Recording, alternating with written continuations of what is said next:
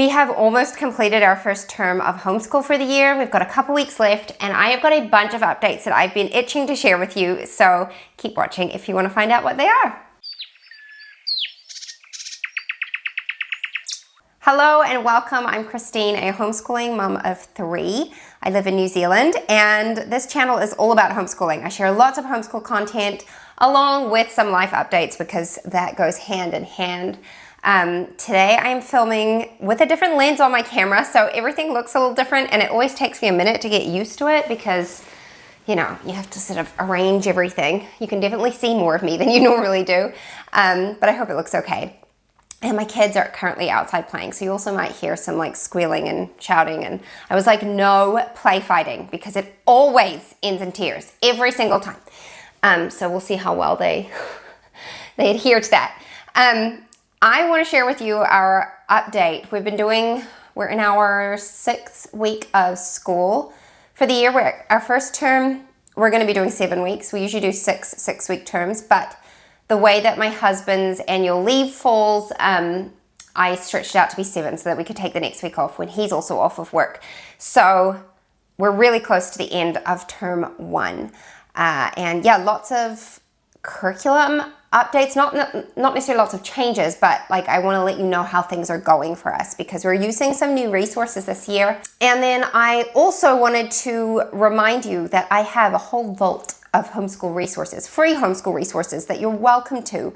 All you have to do is sign up to my email list down below. I always have it linked down below, and you will get access to lots of different printables and tools, and I am pretty constantly updating it at least once, if not twice a month, sometimes more. It just kind of depends what content I'm making. Sometimes there's like a blog post I'll write and I'll be like, that needs like this printable to go with it, and so I'll make it.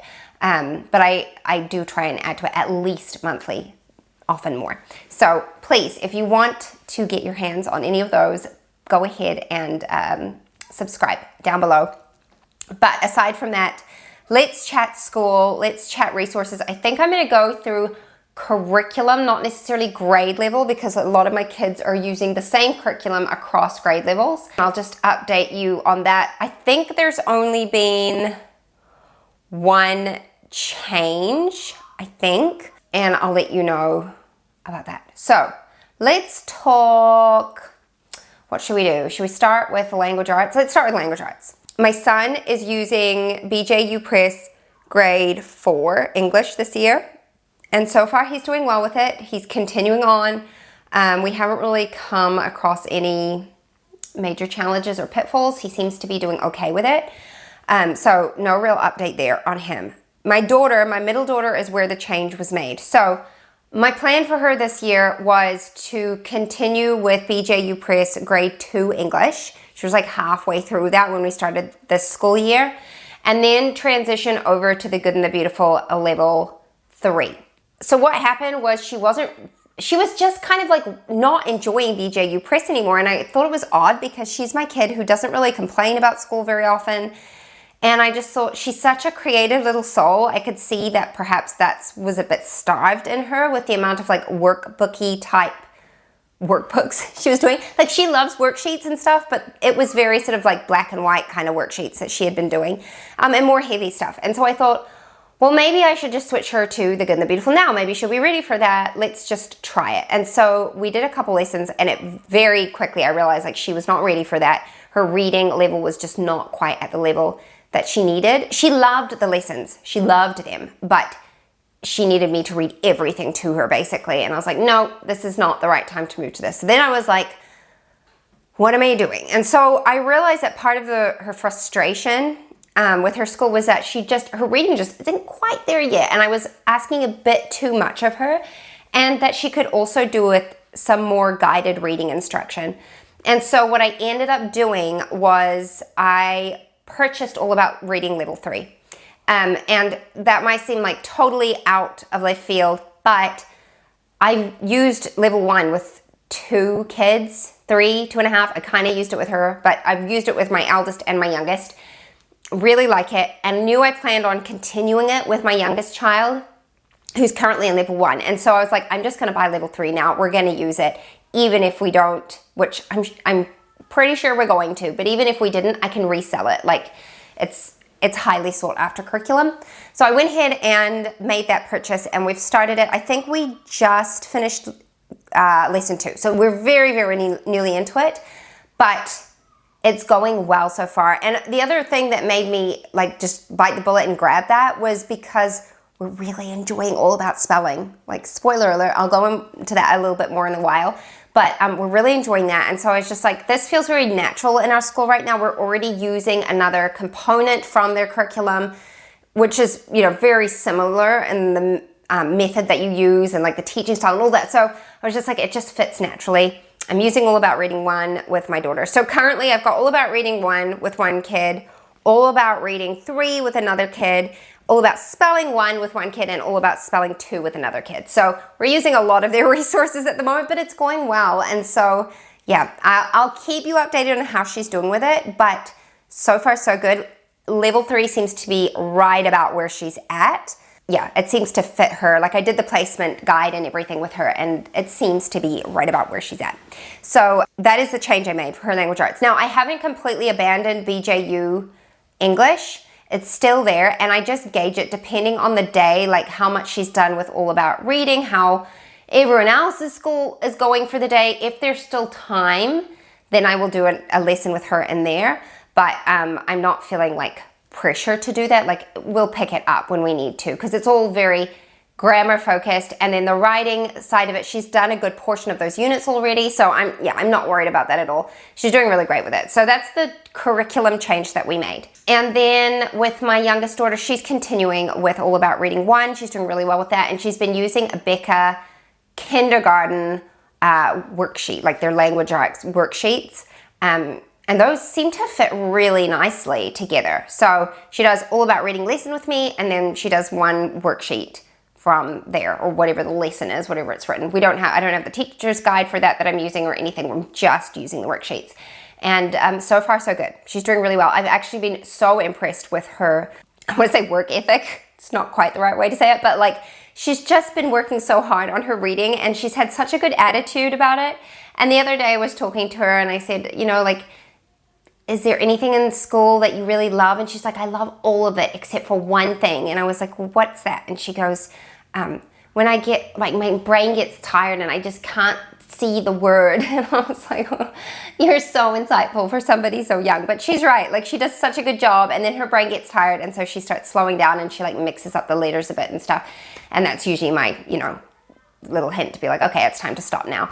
But she's just doing great. I've been really impressed with her because she's typically my kid who just like is very strong-willed, and so I was kind of dreading teaching her how to read, but so far that strong will is in the right direction.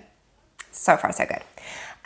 What else? I'm trying to think. Okay, let's talk about spelling, seeing as it's kind of, you know, it's in the language arts realm, and it's going really well. I'm using level 1 with my 8-year-old daughter and level 2 with my 9-year-old son. He's almost 10. He's very, very close to 10.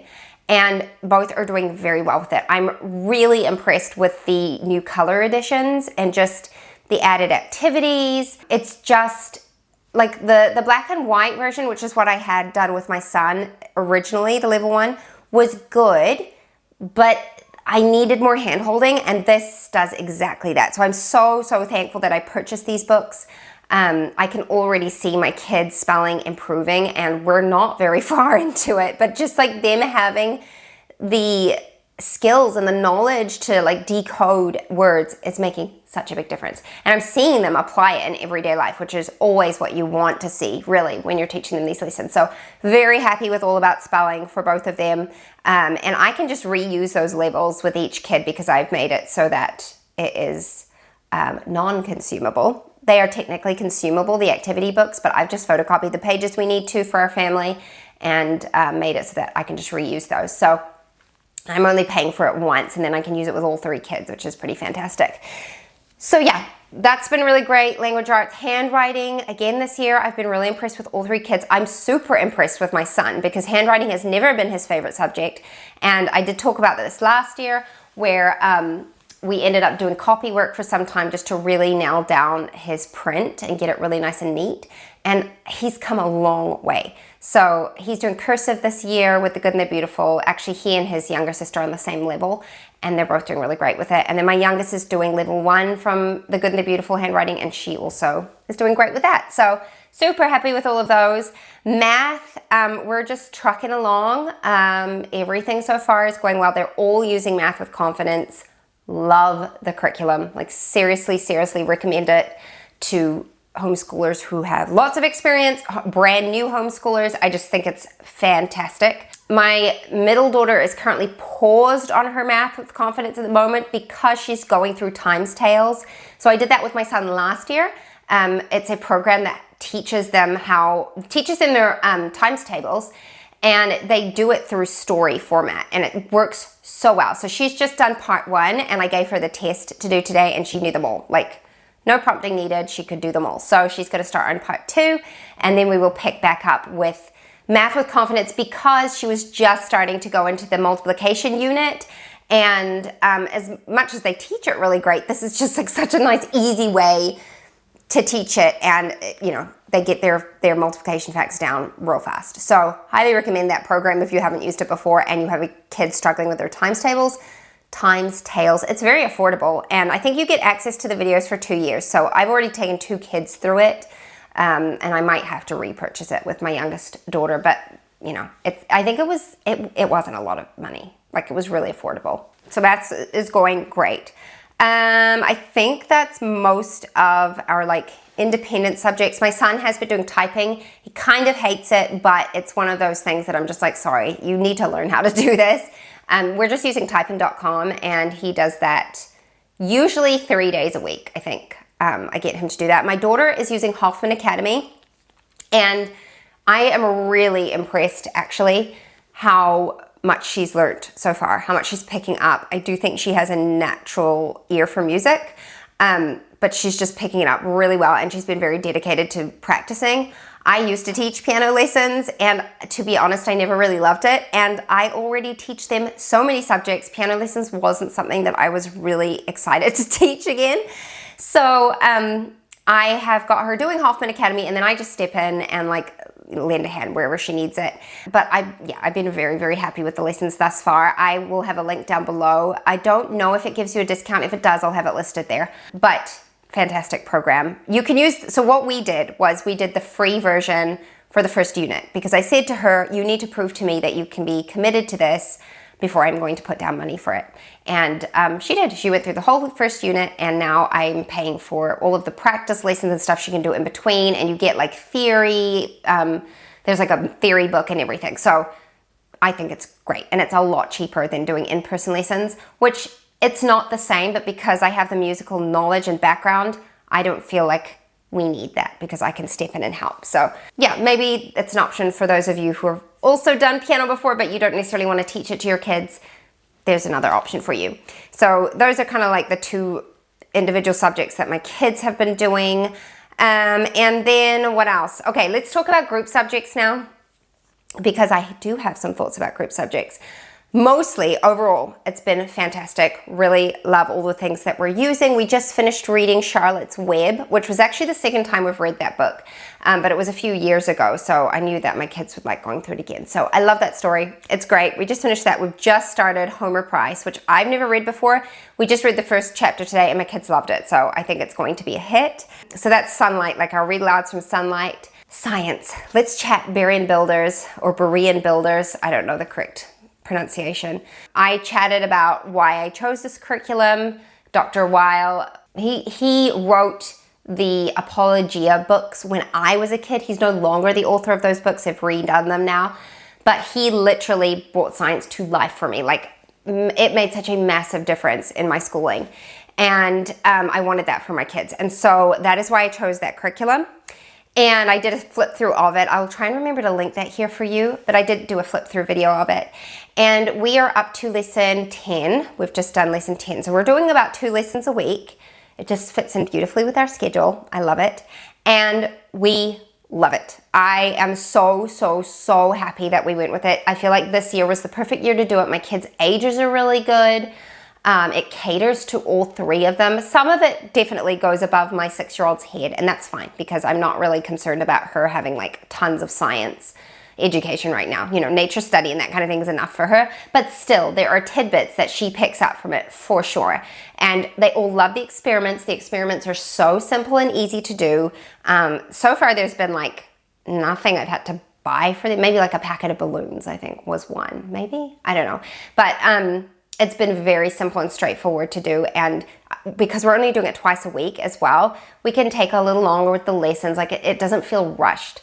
So very happy with that. We're about to finish up the first unit, and then we're going to start on day 2 of creation, which is water. Like we're studying water. We're just finishing up light.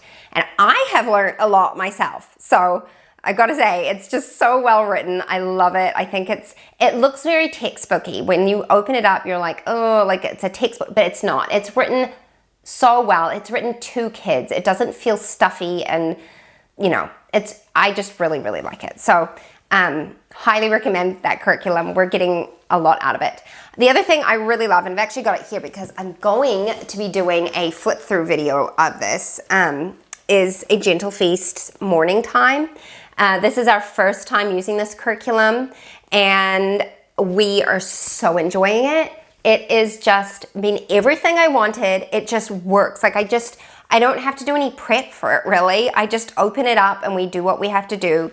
And the lessons are short. So if we do ever like fall behind, like we've had a couple days of sickness here and there, I can easily double this up if I want to, because they're so short and sweet. And like my kids have enjoyed the poetry. There's folk songs. We've been doing fables. What else have we done in here? Composer study, artist study, poet study, hymn study, like all of the things. And it's just all in here, ready to go. I've tabbed it here so that I have like quick reference for all the places that we need to look through. But overall, very happy with that so far. And I'm going to do a flip through that because I know there were several of you who are interested in seeing how it's laid out and how it works. Okay, so that's really good. Our Bible has been going great. We're using Theology book this year, and that's been going well. Although my son, who's like a little bit more advanced in his biblical knowledge, is like, why are we studying this? Of course we know God made everything. I'm just like, well, you know that, but like you have a 6-year-old sister who's still very young. So anyway, it's good to learn, you know, patience. And then the last thing I wanted to touch on is our history from Sunlight. So I kind of actually have a mixed review of this because I love Sunlight. I love the way it's laid out. I love the literature component. I love anything literature based. It just makes me very happy. But there is one book that I am not loving, and it's one of their spines for history this year. And it's the Usborne. I think it's, I can't remember the title of it, but I'll try and put like a screenshot of the book up here. And here's my reasoning for it, okay? There is a lot, it's all cartoon. Like I don't even know if there's any real pictures in it. If there are, there's very few, but it's all mostly cartoon. There's a ton of nudity in it. And I'm not somebody who's like, I mean, I come from South Africa. I come from an African heritage. You know, cultures are all different. And I would never be the mother who like shields her children from all of the different things because, you know, heaven forbid they see anything. But, and I have to say, like Sunlight puts a little note there for the parent to check, and it'll tell you that there's like, you know, nudity on the page or whatever. But it's been every single lesson thus far. Every one that we've used in the book. And I'm like, so my options are that my kids see it, or that I don't let them see the pictures and I just read aloud to them. And that kind of like, I don't know. It's been a little frustrating if I'm being totally honest. Yeah, we're studying ancient history at the moment. I know that's what it was like, but I have a son who's getting older and there's curiosity, and I don't necessarily want to be putting that in front of his eyes every time we do a history lesson. So, and also my kids are like, snicker, snicker, snicker, like, ha, ha, ha, ha, ha, you know, and I'm just like, oh, can we just focus on the history, guys? So that's the only thing that I have not enjoyed about it this year. However, I'm loving A Child's History of the World. That's the other spine that we're using, and I really, really like that book. We also just finished reading about Tut's, King Tut's mummy, or King Tut's tomb, I think it was. And the kids loved that book. That was really good. Yeah, we're enjoying all the other things. We've done a couple of the hands-on history projects. And that's my only negative, I would say, thus far, is I'm not enjoying the Osborne book. That's how school has gone. Let's talk a little bit about life now and some lessons that I've learned and a couple book recommendations that I want to share with you guys. So we're only doing one extracurricular at the moment. I don't see that changing anywhere in the near future. And that is art classes. My girls are both doing that. They did it all of last year and I really loved it. It works very well in our schedule. It's great because the class is like an hour and a half, so it's long enough for me to go and do town chores that I need to get done. So that's really helpful, and I can literally just drop them and go. And there's no commitment outside of the class. Like, I think that's what I find so frustrating with so many extracurriculars. They're like, great, I'm gonna sign you up to this class. And they're like, okay, now that you signed up for this, we also have this on this day and this day and this day and this day. And also, we need to fundraise. And I'm like, nope, I'm not doing that. So the other thing we were going to do was my son was going to sign up for Scouts. And it sounded great. And then I just was like panicking inside because I have not been well. And the timing of it was going to be at a really awkward time. And it was on my day where I usually plan to have nothing outside of the home because it's like a rest and recovery day for us after the weekend. And I just was like, no. And so I had this sit down discussion with my husband. And honestly, you guys, I have to tell you a funny story. You know, I'm sure that when I sit here and share things with you, I probably come across pretty self-assured about a lot of homeschool stuff. But the reality is all of us have our insecurities and our things that we're concerned about and you know, things we're questioning in our minds all the time. All of us have those. And we usually have things we go back on over and over again. We just don't learn our lesson. Anyway, and I was just having this like crisis about Scouts and do we sign up? Do we not sign up? Like, it was really going to disrupt our daily rhythm, our weekly rhythm. I was feeling so stretched and the year had not even started yet. And I fall into the trap of comparing myself. Like, I see other families doing all of these things, all of the sports, all of the things. And I'm like, I cannot do more than one at the moment, like without feeling like I'm just going to fall into an anxious mess. And that's, first of all, a really bad thing to do. So if you are a new homeschool mom especially, but this applies to anyone, don't compare yourself to other people. You know, the Lord makes us all so different. And we're not supposed to be the same as each other. Our capacities are different. Our strengths are different. Our weaknesses are different. And that is how it's supposed to be. So don't be like me. Don't compare yourself.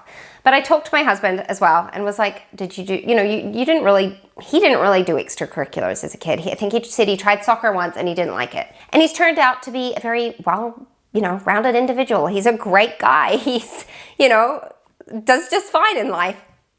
And I had to really sit down and examine, again, my reasons for extracurriculars and why I felt the need to sign my kids up for things. And just because something is good doesn't mean it's the best thing for your family. And yeah, anyway, I went through all the things. And basically, I sat down and said to my son, honey, I just don't think we're going to do Scouts this year. And he turned around and looked at me and said, that's okay. I didn't really want to do it anyway. So worked myself up into a big tizzy over something that did not need to be a big deal at all. And then I also happened to go looking on YouTube for feedback from other homeschool moms and came across this video that I had watched 2 years ago from Simply Living It. I can't remember her name now. I do know her name. Anyway, she's a great homeschool mom with 3 boys. And her name's on the tip of my tongue. But anyway, her channel is called Simply Living It. And she had done a video about how they don't do extracurriculars. They go hunting and our boys ride their bikes and all that kind of stuff. And I laughed because I had left a comment 2 years ago saying the same things that I was struggling with now. And I was just like, you have learned nothing, Christine, nothing. So yeah, let my mistakes hopefully help you on your way, and also realize that even when you've been homeschooling for a decent amount of time, you still have these thoughts of am I doing the right thing? And you sign up for things just cause, instead of really thinking through it and considering what the value is for you and your family. Last video, I think it was, well, no, it wasn't my last video. It was several videos ago, but I think it was in my summer homeschool update. I shared with you guys that I had a really hard time with my health over the last little while. And it was actually funny because after I filmed that video, things got progressively worse. like I ended up fainting one time. And then now I'm just coming off of like having had COVID. I was in bed for 3 days with COVID. So it got worse. And it kind of got to a point where I was very, very, in the pits of despair. And I can say this now with a smile on my face, but 1 week ago, I was like crying every day because I was just so despondent and really, really struggling. But I wanted to give you an update because I got such amazing feedback from that video. I struggled to share that with you. I don't know why. I think because it's something I've struggled with for so long, and because I've, I guess, put my worth and my value into how productive I am and all of that kind of stuff. I felt really vulnerable sharing it, and like scared of any harsh criticism or anything like that. Like I just couldn't cope with that, but I didn't get any of that. And what I did get was so many replies from you saying that you're struggling with the exact same thing and you've had years of this, and people who encouraged me, and just like, honestly, I had personal messages sent to me. It was such a blessing. And so often I think it's the Lord prompting us to speak when it feels the hardest to do so, because it's scary, and you have to have courage. And what might be scary for one person is not scary for another, and that's fine. But that was really scary for me to share. And things haven't necessarily gotten better. In fact, like I said, things got pretty bad after I shared that video as far as my health. And I think so much of it is hard because it's a lot of unknowns and not knowing how you're going to be from day to day. But I have talked extensively with people, with friends, with my mom, and prayed and sobbed my heart out to the Lord over more than just being, chronically unwell. And I feel like there's hope. There's always hope. But sometimes when you're like way down deep and struggling, it's very, very hard to see that. And so I feel like I'm in a much better place at the moment. That might change tomorrow. But right now I'm good. And I also have a different plan of action as far as the health issues that I've been having that I'm going to be trying over the next several months. So I'm hoping to see some good things come from that. Hopefully. We'll see. If there's not, we'll see what we can do. But, I'm very thankful for a supportive family and for children who are so compassionate. When I was sick with COVID last week, it came out of nowhere. I was not feeling unwell at all. And then I woke up one morning with like body aches and a stuffy nose. And I opened up the family chat and literally like half my extended family was down with it. So we obviously all caught it from the same person at the same time. And it spread very quickly. But I was like just so sick the one day, and my son brought up homemade muffins. He had made homemade muffins, and he brought me up a cup of tea. And like my daughter, who's 8, did a whole laundry cycle by herself. She put on the laundry, she hung it up on the washing line, and she took it all down and put it away. And I was just like, you can lean into like, this is not fair. She's 8 years old. She shouldn't have to do that. Or you can be like, this is fantastic. She's learned the skill, and she's got such a sweet servant spirit when she's doing it. And I just, my kids have been fantastic. So I just wanted to share an update with you because I really appreciated all of the comments that I got on that video and the encouragement. It was really fantastic. And emails, I still got like some emails that I need to respond to. But I do want to share a couple book recommendations with you. One is The Last Bookshop in London. I've done a lot of reading this year, like a ton of reading, because I've had to rest a lot. So The Last Bookshop in London was one that was actually recommended by you guys, several of you guys. I put up a box on Instagram asking for your book recommendations, and I got that one several times over. And so I read it, and it was a really lovely read. Like, it's set in World War II. Of course, there's sadness in it. But I felt like the focus was more on the resilience of humans and also just kindness. And it was really sweet. It was a good read. It feels weird to say it was a light read because it's a book about war, but it was. It didn't make you feel heavy at the end of it. And the other one I wanted to recommend, which I've actually just started, but I've got it here with me, is this book called The Renewing of the Mind Project. And this was actually recommended to me by my mom. who is going through it herself at the moment and really enjoying it, because so much of the struggles that I have had recently, you know, I mean, like, my health obviously is an issue, but it kind of brings out all of the other things that you're struggling with, you know, like, it's like having kids and being sleep deprived. It brings out the real you, the you that's way down deep in there. When you are like pushed to your limits, that's when all of those things that you usually can manage to mask and hide don't have any choice but to surface. And so chronic health conditions can do that to you as well. And this book is really about replacing the lies that we believe with God's truth and practical ways to do that. So I have only just started it.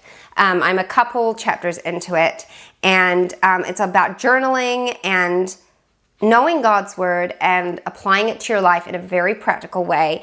And I think that that's what's so helpful is, you know, we often know God's word and God's truth, but we have like the head knowledge, but we don't know how to apply it to our hearts where it really, really matters. Like, my mom and I were chatting this and saying, like, we all know that we're supposed to renew our minds with God's word, but how do we do that? You know, how do we actually practically do that?